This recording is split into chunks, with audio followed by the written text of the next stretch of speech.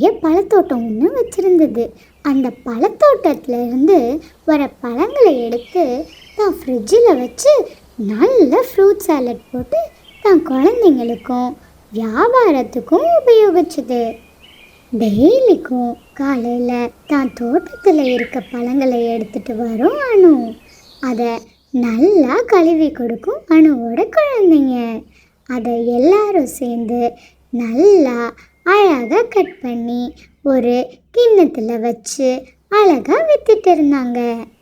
அனு மிச்சம் இருந்த பழங்களை ரொம்ப அழகாக அதோட ஃப்ரிட்ஜில் பாதுகாத்து வச்சது.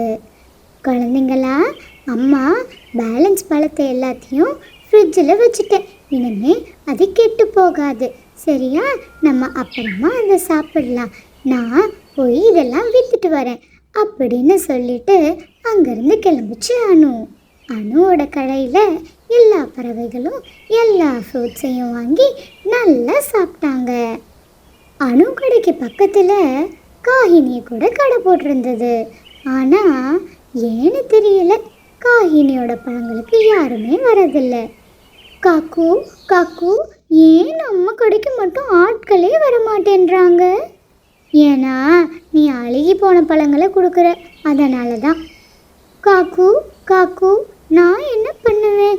என்னோட ஃப்ரிட்ஜு ஓட்டையாக இருக்குது. நான் பழங்களை எல்லாத்தையும் உள்ளே தான் வைக்கிறேன், என்ன எலி கடிச்சிடுது.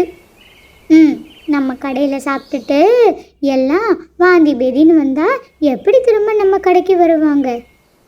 காக்கு காக்கு, இந்த அனுவோட ஃப்ரிட்ஜ் இருக்குல்ல, அதில் சூப்பராக எல்லாமே இருக்குது. அதனால தான் அது பழங்கள் எல்லாம் ஃப்ரெஷ்ஷாக இருக்குது.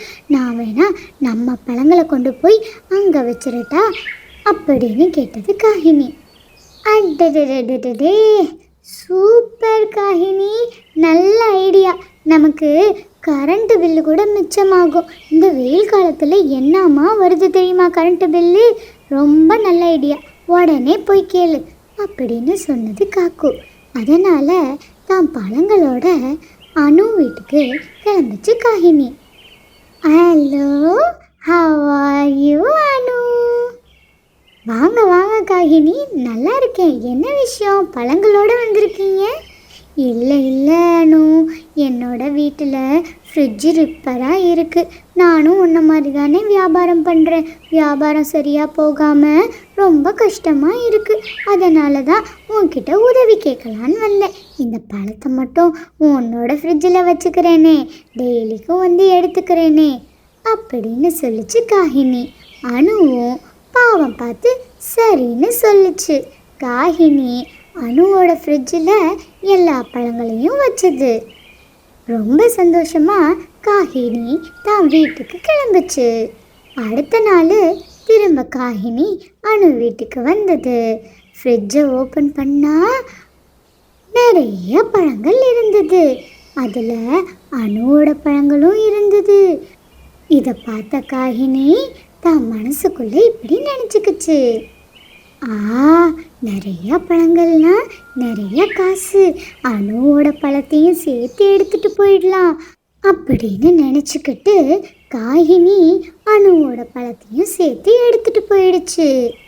குழந்தைங்களும் அனுவும் பழங்களை வெட்டுறதுக்கு தொடங்கினாங்க.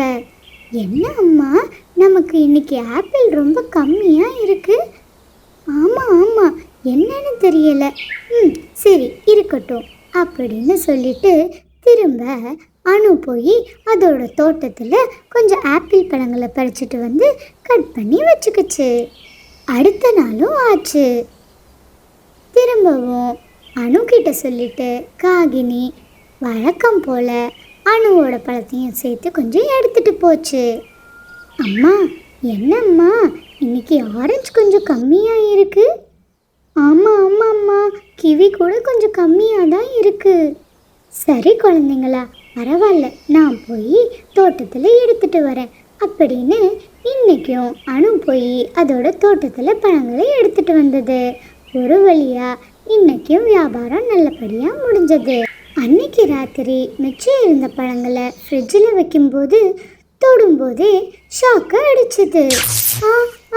அம்மா, அச்சிச்சோ, அச்சச்சோ என்னாச்சு அப்படின்னு பார்த்தா அனு தான் குழந்தை அசைவில்லாமல் இருக்கதை பார்த்துட்டு அதுக்கு கரண்ட் ஷாக் ஆயிடுச்சுன்னு அதுக்கு புரிஞ்சிடுச்சு. உடனே ஒரு மரக்குச்சியை எடுத்து தன்னோட குழந்தையோட இறகுகளில் அடிச்சுது. இதனால் தான் குழந்தை ஷாக்லேருந்து விடுபட்டுச்சு.